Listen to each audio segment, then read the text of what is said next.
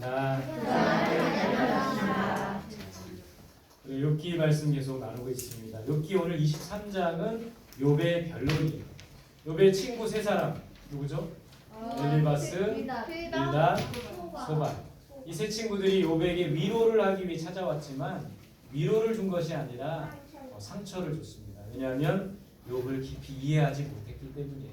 욥을 사랑하지 못했기 때문이에요. 우리가 주변에 어려움을 처한 많은 사람들에게 뭔가 우리가 위로해주고 건면해주고 가르쳐준다고 하면서도 진정한 사랑과 깊은 이해가 없으면 상처를 줄 수가 있는 거예요. 그래서 생각해야 됩니다. 그래서 오늘 23장에서는 욥이 이제 자신에 대해서 변론하는 내용이 나오는 거예요. 2절 말씀 같이 봅시다. 시작. 오늘도 내게 반항할 마음과 근심이 있나니 내가 받은 재앙이 한식보다 무거움이라. 자, 이 구절을 표준세 번역에 보니까 이렇게 돼 있어요. 오늘도 이렇게 철저하게 탄식할 수밖에 없다니 내가 받은 이 고통에는 아랑곳 없이 그분이 무거운 손으로 여전히 나를 억누르시는구나. 고난이 너무 크니까 탄식밖에 할 수 없다는 거예요. 나는 탄식밖에 할 수 없구나. 그분의 무거운 손이 나를 누르고 계시는구나. 하나님의 어떤 징계, 심판, 하나님이 주신 고난이라고 생각하고 있는 겁니다. 3절, 4절에 보면 내가 어찌하면 하나님을 발견하고 그의 처소에 나아가랴. 어찌하면 그 앞에서 내가 호소하며 별로란 말을 내 입에 채우고. 그러니까 이렇게 한탄하는 겁니다. 욥이. 어찌하면 하나님을 발견할 수 있을까? 하나님을 발견할 수 없다는 거예요. 고난이 계속되니까 하나님을 발견할 수가 없는 욥의 모습을 봅니다. 어찌하면 하나님 앞에 나아갈 수 있을까? 하나님 앞에 나아갈 수가 없다는 거예요. 어찌하면 내 사정을 아뢰 수 있을까? 하나님이 내 사정을 다 모르는 것처럼 그렇게 생각하고 있다는 겁니다. 여러분, 욥은 답답하고 탄식할 수밖에 없는 상황이었다는 거예요. 우리도 그럴 때가 있지 않습니까? 여러 가지 힘든 일 때문에 답답하고 탄식만 나오고 스트레스와 압박, 평안이 깨지고. 제가 이번 주에 좀 그런 일이 있었는데 평안이 깨진 거예요. 마음의 평안이 깨지고 마음에 여러 가지 스트레스와 압박으로 인해서 막 너무 힘든 거예요. 새벽까지 잠이 안 왔어요. 새벽 1시, 2시, 거의 3시경에 잠을 들었는데 또 5시에 이제 새벽 기도하려고 5시에 일어나서 거의 뭐 자는 둥 마는 둥 힘들었던 일이 있었습니다. 그러니까 새벽 기도에 그러니까 한 5시에 일어났는데 새벽 기도 가기 싫더라고요. 잠도 못 잤는데. 간신히 갔어요. 간신히 가서 마음이 힘들고 고통스러우니까 기도를 해야 되는데 기도조차도 되지 않더라고요. 기도조차도 안 되고 탄식만 하다가 집에 돌아왔던 기억이 납니다. 다행히 잘 제 마음이 해결되고 잘 해결되어서 다시 평화를 되찾을 수가 있었는데 그 밤에 제가 생각이 드는 게 정말 평안이 깨지면 이렇게 힘든 거구나. 제 마음에 어떤 평안을 하나님이 주시지 않으면 이렇게 힘든 거구나. 우리 성도들이 여러 가지 고난 가운데 있는데 정말 얼마나 고통스러운 시간들을 보내고 있을까. 조금 그 마음이 이해가 가더라고요. 여러분, 우리도 욥처럼 답답하고 탄식밖에 할 수 없는 그런 상황, 그렇게 처한 분들도 있어요. 가정에 어려움이 생길 때 정말 탄식만 하고 답답한 겁니다. 우리 학생들은 공부하는 일 때문에 공부를 해야 되는데 공부가 잘 되지 않으니까는 너무나 답답하고 스트레스 받고 힘든 거예요. 그 마음 이해합니다. 또 경제적인 어려움 가운데 있을 때, 돈 문제가 있을 때 돈 걱정 때문에 스트레스 받고 걱정하고 염려하고 그런 우리들의 모습을 봅니다. 또 인간관계에 어려움이 있을 때, 제가 살아보니까요, 오래 살지는 않았지만 인간관계가 제일 어렵더라고요. 가족들과 인간관계, 친구들과 또 이웃과 인간관계를 맺는 것이 제일 어렵더라고요. 이것 때문에 스트레스를 많이 받더라고요. 또 신앙적인 문제로 인해 답답한 분들도 있습니다. 목회자에 대한 불만도 있고 신앙에 대한 회의도 있고 교인들에 대한 상처도 받고 여러 가지 개인적인 이유 때문에 신앙생활하기가 어렵고 정말 그런 분들도 계시다는 거예요. 그런 분들 보니까 하나님은 살아계시는가 이런 의문 속에 사로잡혀 있는 거예요. 하나님은 나와 함께하고 계시는가? 분명히 성경에서는 함께 하신다고 약속하셨는데 느껴지지가 않는 거예요. 하나님은 왜 침묵하고 계시는가? 그런 생각을 하게 된다는 거예요. 여러분, 우리가 믿던 믿지 않던, 우리가 느끼던 느끼지 않던 하나님은 항상 살아계신 분입니다. 그렇게 믿으십니까? 내 느낌과 내가 알고 있는 것과 내가 체험하는 것과 상관없이 하나님은 항상 살아계신 분이라는 거예요. 우리 그것을 믿어요. 하나님은 항상 우리와 함께 하신다. 내 느낌과 상관없습니다. 내가 느끼는 것과 내가 체험하는 것 상관없이 항상 하나님은 살아계신 분이고 항상 우리와 함께 하시는 분이라는 것을 우리가 느끼는 거예요. 그것을 우리가 알 수 있는 것은 하나님의 약속의 말씀입니다. 이사야 41장 10절 같이 볼게요. 시작. 두려워하지 말라. 내가 너와 함께하리라. 놀라지 말라. 나는 내 하나님이 되리라. 내가 너를 굳세게 하리라. 참으로 너를 도와주리라. 참으로 나의 의로운 오른손으로 너를 붙들리라. 그럼 우리의 느낌과 상관없이 우리의 어떤 생각과 상관없이 하나님이 항상 계신 분이고 우리와 함께 하신다는 것은 하나님의 약속을 통해서 알 수 있는 거예요. 여러분, 우리의 느낌이라는 것은 정답이 아닙니다. 진리가 아니에요. 오늘 우리가 이제 가을 날씨인데 여러분들 지금 어떠세요? 덥다고 느끼십니까? 춥다고 느끼세요? 더운 분도 있고 추운 분도 있고 적당하다고 생각하는 분들도 있죠. 그러니까 우리의 느낌이라는 것은 그런 거예요. 우리의 믿음이라는 건 그런 거예요. 하나님이 계시다고 느낄 수도 있고 안 느낄 수도 있어요. 하나님이 나를 도와주시고 나에게 복 주시면 와, 하나님 계십니다. 하나님 살아계십니다. 이렇게 하는 게 우리들의 모습이에요. 근데 조금만 어려움이 닥치고 어려움을 주시면 하나님이 어디 계셔? 이러는 게 바로 우리들의 느낌과 우리들의 믿음이라는 겁니다. 그것과 상관없이 하나님은 여전히 계신 분이고 하나님은 여전히 우리와 함께 하신다는 거예요. 우리의 느낌을 믿지 말고 하나님의 약속의 말씀을 믿어야 된다는 거예요. 여러분, 하나님께서 함께 하시는데도 불구하고 왜 욥은 탄식만 하고 있는 겁니까? 오늘 8절 9절에 보니까 욥이 이렇게 고백하고 있어요. 같이 볼게요. 시작. 그런데 내가 앞으로 가도 그가 아니 계시고 뒤로 가도 보이지 아니하며 그가 왼쪽에서 일하시니 내가 만날 수 없고 그가 오른쪽으로 돌이키시나 배울 수 없구나. 오늘 이 구절을 보고 저는 뭐가 생각났냐면, 여러분 뭐가 생각났어요? 네 글자. 숨바꼭질. 숨바꼭질. 꼭꼭 숨어라. 지금 욥은 앞으로 가도 하나님이 안 계신다라고 말하고 있어요. 뒤로 가도 하나님이 보이지 않는다고 말하고 있습니다. 왼쪽에서 일하시나 만날 수 없고 오른쪽으로 돌이키나 배울 수 없구나. 여러분, 이렇게 느낄 때 있지 않습니까? 아무리 하나님을 찾아도 만날 수가 없는 거예요. 아무리 하나님의 이름을 하나님을 불러도 대답하지 않으시는 것처럼 느낄 수 있다는 거예요. 숨바꼭질하고 있는 것이죠. 여러분, 왜 욥은 하나님을 볼 수가 없고 왜 하나님을 만날 수가 없는 겁니까? 분명히 하나님은 살아계시고 욥과 함께 하시는데 왜 욥은 하나님을 볼 수 없고 만날 수 없는 겁니까? 그것은 하나님이 계시지 않은 것이 아니라 하나님이 숨어버리신 것이 아니라 욥의 눈이 가려져 있기 때문인 거예요. 우리의 눈이 가려져서 하나님을 볼 수 없는 겁니다. 욥의 귀가 막혀 있기 때문인 거예요. 우리의 귀가 막혀 있기 때문에 하나님의 음성을 듣지 못하는 거예요. 여러분, 욥의 눈이 왜 가려져 있냐면 고난이라는 큰 산이 하나님을 가리는 거예요. 저렇게 큰 산이 있으면 뒤에 계신 하나님을 볼 수가 없는 거예요. 죄와 탐욕이 우리의 눈을 가리기 때문에 하나님을 볼 수 없는 거예요. 세상이 우리의 눈을 가리기 때문에 세상을 볼 수 없는 겁니다. 여러분, 우리가 세상을 너무 사랑하면 안 돼요. 세상에 너무 빠져 있으면 안 돼요. 세상에는 좋은 것들이 많이 있죠. 세상에 너무 빠져 있으면 세상 때문에 하나님을 볼 수가 없는 거예요. 그래서 시편 기자는 이렇게 고백하고 있습니다. 같이 볼게요. 시작. 내 눈을 열어서 주의 율법에서 놀라운 것을 보게 하소서. 따라해 볼까요? 내 눈을 열어주소서. 내 눈을 열어주소서. 이렇게 기도해야 돼요. 예수님께서 벳세다 소경의 눈을 뜨게 하셨죠. 본 거예요. 주님을 본 겁니다. 우리의 가려져 있는 눈을 떠야지만, 눈을 열어주셔야지만 하나님의 말씀을 볼 수가 있고 하나님을 볼 수가 있는 거예요. 날마다 여러분 이렇게 기도하세요. 내 눈을 열어주소서.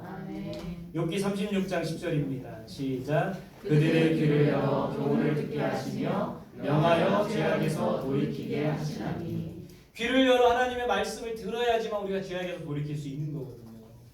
이렇게 기도해야 됩니다. 따라해보세요. 내 귀를 열어주소서. 내 귀를 열어주소서. 예수님께서 귀 먹고 벙어리 말 못하는 사람의 귀를 열어주십니다. 이 자가 귀가 열리고 말을 하게 된 거예요. 여러분 내 눈을 열어주소서. 내 귀를 열어주소서. 날마다 이렇게 기도할 수 있어야 돼요. 우리가 왜 하나님을 볼 수 없고 왜 하나님을 만날 수 없는 겁니까? 하나님이 숨기 때문에 하나님이 안 계시기 때문인 것이 아니라 말씀을 보지 못하기 때문입니다. 우리의 눈이 가려져서 말씀을 보지 못하고 우리의 귀가 닫혀 있어서 말씀을 듣지 못하기 때문인 겁니다. 오늘 우리가 주일 예배를 드리면서도 이렇게 하나님의 말씀을 전하는데 여기 한 30여 명의 분들이 앉아있지만 말씀을 듣지 못하는 분들도 계속 있어요. 매주. 말씀을 보지 못하는 분도 계속 있는 겁니다. 우리의 귀를 열어주셔야 돼요. 우리의 눈을 열어주셔야 돼요. 그래야지만 그 말씀이 우리 안에 들어오고 그 말씀이 우리 삶 속에 우리 마음 속에서 살아 역사하는 하나님의 말씀이 되는 겁니다. 눈을 열어 말씀을 봐야 되고 귀를 열어 말씀을 들어야 된다. 또 우리가 말씀에 주목하지 않기 때문에 말씀을 듣기는 들어요. 근데 그냥 흘러가는 거예요. 말씀을 보기는 보아요. 흘러가는 거예요. 여러분 그럴 때 있지 않습니까? 여러분 공부를 우리 학생들이 공부를 하지만 책을 읽지만 다 흘러가는 거예요. 그러면 소용이 없어요. 그 말씀에 주목해요. 오늘도 살아계신 하나님께서 우리 각자에게 주시는 말씀에 주목하고 그 말씀을 붙들어야 되는 겁니다. 그럴 때 살아계신 하나님을 볼 수 있고 만날 수 있는 거예요. 하나님은 말씀을 통해 우리에게 들려주시고 말씀을 통해 우리에게 보여주시고 말씀을 통해서 우리를 인도해 주신다는 거예요. 그 말씀을 듣고 보고 깨달아야 됩니다. 자, 욥이 오늘 욥기에서 이런 고백을 하고 있습니다. 굉장히 유명한 말씀입니다. 같이 볼게요. 시작. 그러나 내가 가는 길을 그가 아시나니 그가 나를 단련하신 후에는 내가 순금같이 되어 나오리라. 굉장히 유명한 말씀입니다. 좋은 말씀이에요. 이 말씀을 좀 살펴보면요. 내가 가는 길을 누가 아신다? 하나님이 아신다는 거예요. 여러분 이 욥이 당하는 이 고난의 끝을 하나님께서 아십니다. 사람은 얼마나 이게 힘들겠습니까? 이렇게 이런 바위를 쭉 올라가는 게. 근데 저 고난의 끝은 하나님이 아신다. 우리는 알지 못해요. 우리 성도님들 지금 고난을 겪고 있는 분들이 계시죠. 고난의 끝은 우리가 알지 못해요. 그러나 하나님께서 그 고난의 끝을 아십니다. 그때까지는 우리가 견뎌야 됩니다. 분명한 것은 그 고난의 끝이 있다라는 거예요. 그 고난의 끝에 하나님이 계시고 하나님이 우리를 품어주신다는, 안아주신다는 거예요. 우리의 앞날을 하나님께서 아신다는 거예요. 하나님께 우리의 앞날을 맡겨야 됩니다. 우리 어린아이들 지금 이렇게 예배드리고 있는데 이 아이들의 앞날이 어떻게 될지 우리는 알지 못해요. 우리가 볼 때는 작고 약해 보이지만 이 친구들이 뭐가 될지는 어떤 모습일지 우리가 알지 못해요. 하나님만이 우리의 앞길을 아신다는 거예요. 당장 내일 어떤 일이 우리에게 벌어질지 우리는 알지 못합니다. 그러나 하나님께서 우리의 앞길을 아신다는 거예요. 맡겨야 되는 겁니다. 욥이 이렇게 고백합니다. 그가 나를 단련하신다. 단련이 뭡니까? 단련이 뭐예요? 사전에 보니까 쇠붙이를 불에 달군 후 두드려서 단단하게 함. 단련이 이런 거예요. 쇠붙이를 불에 달군 후에 단단하게 해서 칼을 만들든 쟁기를 만들든 호민을 만드는 거예요. 여러분 표준세 번역에 보니까 단련이라는 말을 나를 시험해 보시며 이렇게 돼 있어요. 단련이라는 말은 시험이라고도 할 수 있어요. 테스트라고도 할 수 있습니다. 단련은 시험이기도 하고 연단이기도 하는 거예요. 여러분 쇠붙이를 불에 달구면 얼마나 뜨겁겠습니까? 저거를 또 망치로 내리치면 얼마나 아프겠습니까? 단련이란 그런 거예요. 단련이란 아픈 거예요. 단련이란 뜨거운 겁니다. 단련이란 고통스러운 거예요. 그러나 이 단련이 끝나고 나면 욥의 고백처럼 순금같이 되어 나오리라. 표준세 번역에 보니까 흠이 없다는 것을 알 수 있으련만. 욥은 단련을 통해서 순금같이 되어 나온다고 했습니다. 순금처럼 깨끗하리라 이렇게 고백하고 있어요. 여러분 이 단련, 시험, 연단 아프고 고통스럽고 힘들지만 하나님은 왜 우리를 단련하십니까? 그것은 겸손하게 하기 위함이에요. 연단을 통해 우리가 더 겸손해지는 겁니다. 어려움이 찾아오니까 나는 아무것도 할 수 없구나 이렇게 생각하는 거예요. 기도조차 할 수 없구나 이렇게 생각하는 거예요. 제가 이번 주에 경험한 그 일을 통해서 정말 내가 아무것도 할 수 없구나. 내가 정말 기도조차도 할 수 없구나. 내가 뭘 해도 이 상황이 바뀌지 않구나. 근데 하나님께서 하루 지나고 나서 상황을 바꿔주신 거예요. 제 마음에 평안을 주신 겁니다. 문제를 해결해 주신 거예요. 여러분 우리는 아무것도 할 수 없는 자들입니다. 그것을 깨달아야 돼요. 이 연단을 통해서 더 하나님 앞에 겸손해지고 낮아져야 된다는 거예요. 그렇기 때문에 우리를 단련하신 거예요. 왜 우리를 단련하십니까? 순금처럼 깨끗하게 하시려고. 단련의 목적은 순금처럼 깨끗하게 하시려고 하는 거예요. 순금처럼 흠이 없게 하시려고. 우리 안에 불순물들이 많이 있잖아요. 죄가 많잖아요. 욕심과 탐욕이 가득하잖아요. 이 단련을 통해서 우리의 모든 불순물이 제거되는 겁니다. 모든 죄악이 제거되는 거예요. 우리 안에 모든 욕심과 탐욕이 제거되는 거예요. 그것을 위해서 단련하시고 연단하시는 거예요. 반대로 하나님이 연단하시지 않으면 우리는 겸손해지지 않아요. 연단하지 않으시면 우리는 깨끗해질 수가 없는 거예요. 여러분 이 연단을 감사할 수 있어야 됩니다. 연단 받을 때 기뻐할 수도 있어야 됩니다. 디모데후서 2장 20절입니다. 같이 볼게요. 시작. 큰 집에는 금그릇과 은그릇뿐 아니라 나무그릇과 질그릇도 있어 귀하게 쓰는 것도 있고 천하게 쓰는 것도 있나니. 금그릇, 은그릇, 나무그릇, 질그릇. 여러분 어떤 그릇이에요? 여러분 요즘에 금수저라는 드라마가 있더라고요. 저 자세히 보진 않았지만 금수저라는 말 하잖아요. 좋은 집안에서 부유한 집안에서 태어난 사람들. 근데 우리는 금그릇도 아니고 은그릇도 아니고 나무그릇도 질그릇도 아닙니다.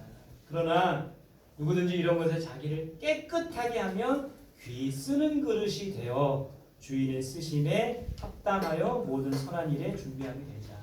어떤 그릇을 쓰신대요? 금그릇, 은그릇, 나무그릇, 질그릇이 쫙 있습니다. 그 중에 어떤 그릇을 쓰신대요? 깨끗한 그릇을 쓰시는 거예요. 우리가 이 연단을 통해서 깨끗해지고 흠이 없으면 하나님이 비로소 사용하실 수가 있는 그릇이 되는 겁니다. 깨끗한 그릇을 사용해야 돼요. 여러분 우리가 큰 그릇이 되기보다 깨끗한 그릇이 되어야 됩니다. 금그릇, 은그릇처럼 귀한 그릇이 되기보다 깨끗한 그릇이 되어야 돼요. 어느 분이 이제 제 설교를 하는 그분의 설교를 매주 듣는데 저도 이제 듣습니다. 근데 그분이 그런 이야기를 하시더라고요. 우리 한국 교회의 부모님들이 자녀를 잘못 키웠대요. 그게 뭐냐면 큰 그릇을 만들려고 했지 깨끗한 그릇을 만들려고 하지 않았다고 합니다. 그러니까 큰 그릇, 큰 사람이 되기 위해서 좋은 교육을 시키고 좋은 옷을 입히고 좋은 그런 어떤 환경을 만들어주고 큰 그릇이 되기 위해서 힘썼지만 깨끗한 그릇을 만들려고 하지 않았대요. 그것이 바로 우리 한국 교회 부모들의 잘못이라고 얘기를 하더라고요.